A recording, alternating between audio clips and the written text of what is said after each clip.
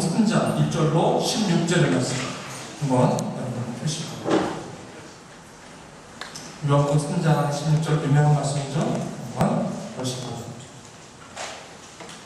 여러분 성경책 아마 번역이 다 다르기 때문에 조금 다를 수 있겠습니다.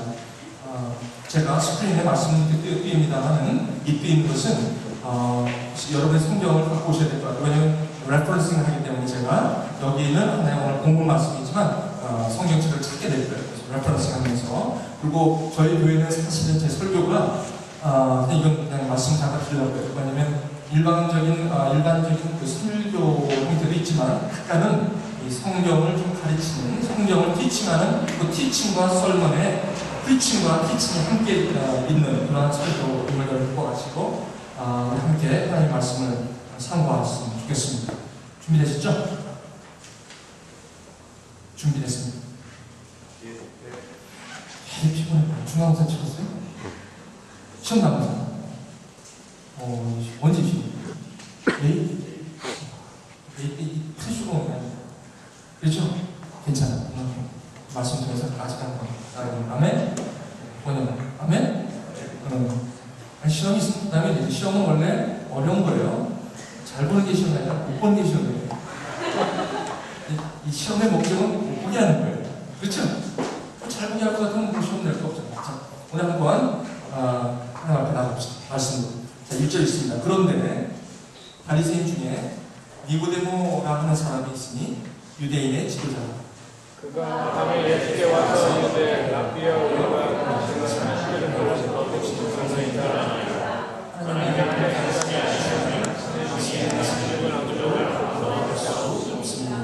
예수께서 대답하여 이르시되 진실로 내게 이르노니 사람이 거듭나지 아니하면 하나님의 나라를 볼 수 없느니라. 니고데모가 이르되 사람이 들으면 어떻게 알 수 있겠습니까? 두 번째 문제에 예수께서 대답하시되 진실로 내게 이르노니 사람이 물과 성령으로 나지 않으면 하나님의 나라에 들어갈 수 없느니라. 육으로 난 것은 육이요 영으로 난 것은 영이니 내가 내게 거듭나야 하겠다 하는 말을 놀랍게 여기지 말라.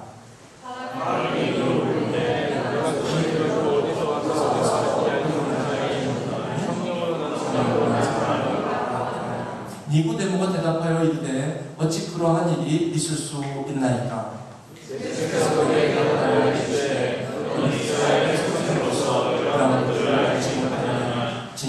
진실로 내게 이르노니 우리는 아는 것을 말하고 본 것을 증거하노라. 그러나 너희가 우리의 증언을 받지 아니하는도다.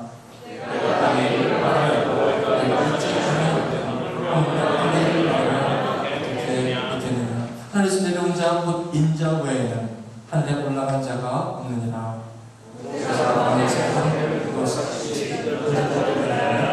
이는 그를 믿는 자마다 영생을 얻게 하려 하십니다. 우리 16절 함께 읽겠습니다. 시작. 하나님께 세상을 거처로 사랑하사 독생자를 주셨으니 이는 그를 믿는 자마다 멸망치 않고 영생을 얻게 하려 하십니다. 은사이신 하나님의 말씀입니다. 아멘. 저는 오늘 나는 왜 거듭나야만 하는가 라는 제목으로 하나님의 말씀을 증언하겠습니다. 오늘 말씀을 잠깐 보겠습니다. 요한복음 3장의 말씀입니다. 사도 요한은 요한복음을 통해서 요한복음의 목적은 예수 그리스도를 모르는 모든 사람들에게 예수 그리스도가 하나님의 아들이요 메시아로 오심을 믿게 하려 이 편지를, 이 복음서를 쓰게 되었다고 얘기합니다.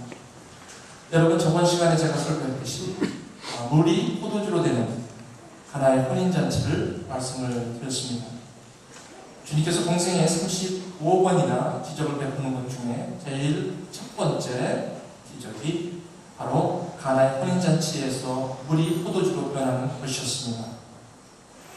2장에 가면 예수님께서 헤롯이 만든 성전에 가셔서 그 성전 안에 있는 모든 행악하는 모든 행적들을 깨끗하게 청소하시는 그러한 장면이 2장에 나옵니다. 아마도 오늘 3장에서 우리에게 소개하는 이 한 사람이 있었습니다. 그 이름하여 니고데모라고 합니다.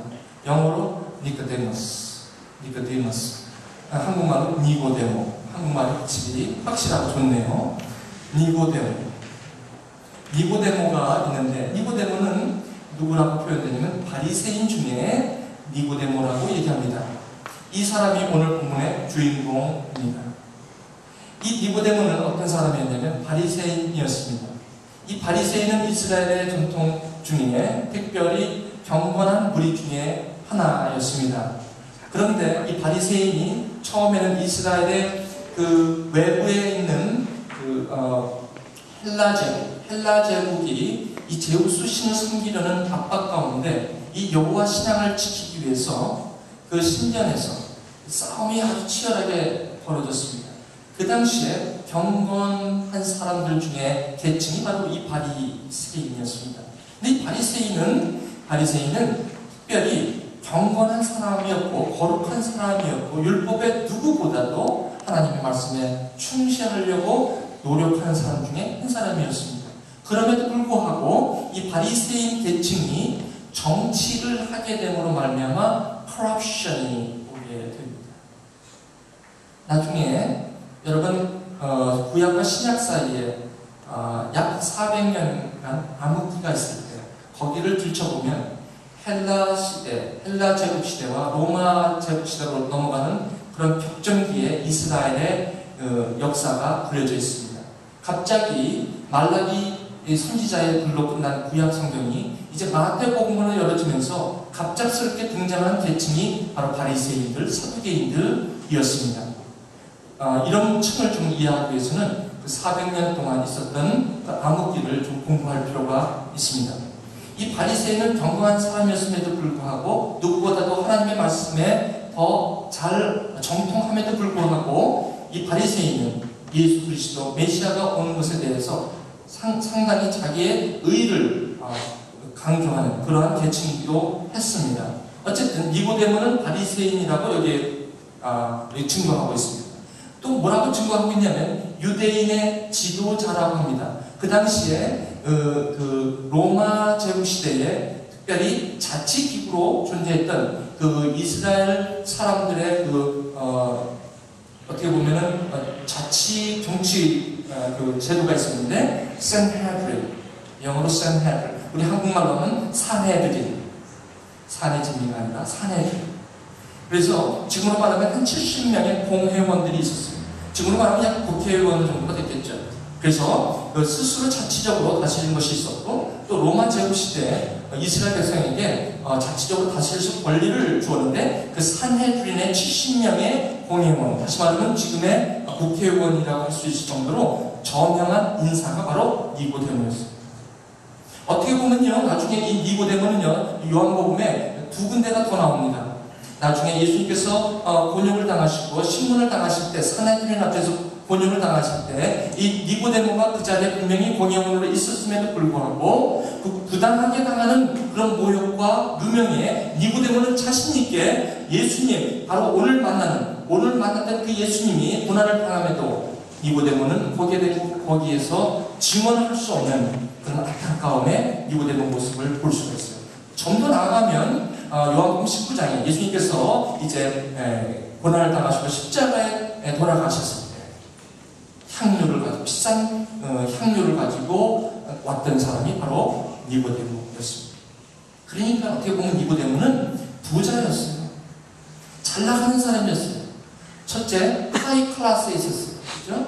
돈이 있었어요. 그리고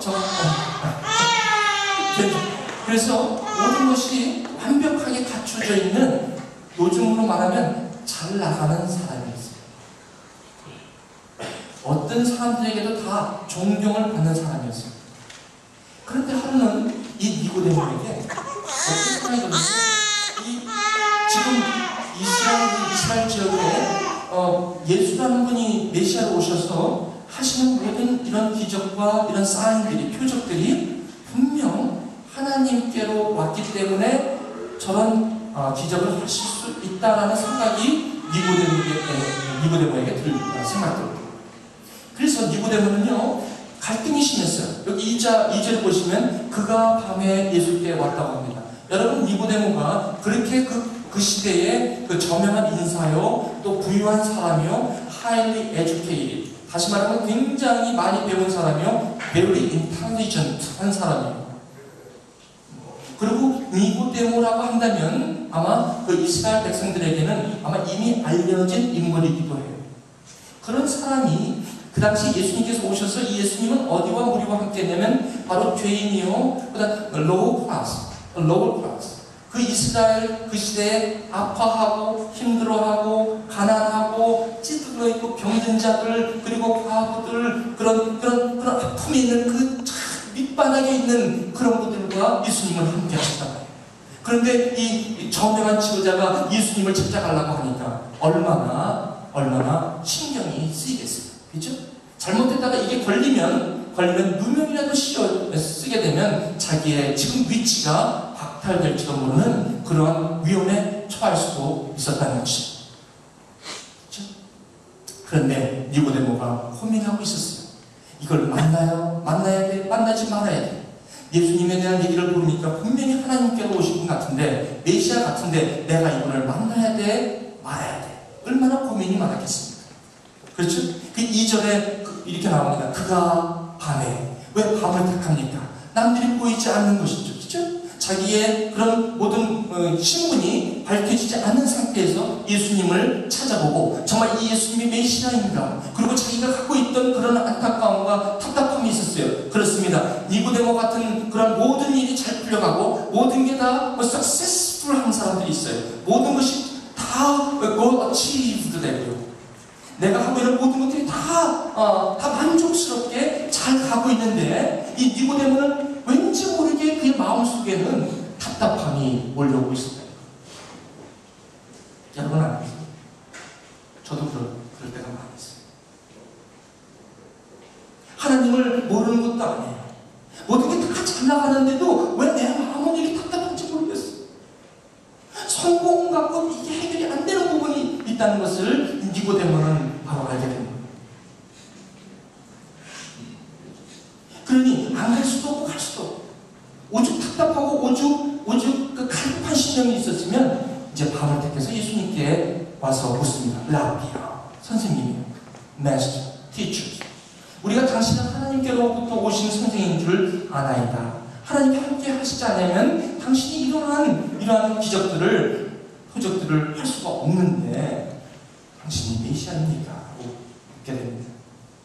여기 3절에 예수께서 대답하실 때 이렇게 얘기합니다. 예수님께서 니고데모의 마음을 읽으셨습니다. 여러분, 우리 마음들이요, 여러분 보시면 아시겠습니다. 우리는 두 가지로 되어 있습니다. 하나는 우리가 우리 삶 속에 모든 계획과 모든 추구하는 목표들이 이루어지면서 오는 행복감도 있어요. 하지만 그걸로서 채워지지 않은 우리 나름대로 영역이 있는데 그 영역에 니고데모는 배고파하고 갈급해하는 것을 주님께서는 보신 거예요. 여러분 보세요. 이 부자 청년이 돈도 많이 있었지만 왠지 모르게 영생이라는 데 갈급함을 느끼는 거예요. 그렇죠? 그래서 이 부자 청년은 주님 앞에 나온 거예요. 어떻게 하면 영생을 얻을 수가 있나이까라고 얘기합니다. 똑같은 질문이에요. 굉장히 잘 나가는 사람들이에요. 배고픈 사람이 아니에요. 그런데 이런 갈급함이 있는 거예요. 그럴 때 예수님께서 여기 3절에 뭐라고 얘기하면 아주 이상한 대답을 하세요. 자, 우리 3절 한번 같이 읽어보실까요? 시작. 예수께서 대답하여 이르시되 진실로 내게 이르노니 사람이 끝나지 않으면 하나님을 볼 수 없다. 아주 이상한 말씀을 하세요. 예수님께서는 니고데모는 왜 그런 마음이 드는지를 몰랐어요. 왜 이렇게 답답한지 몰랐어요. 왜 이렇게 갈급한지 몰랐어요. 내가 왜 이런지 몰라요. 여러분 어떠세요?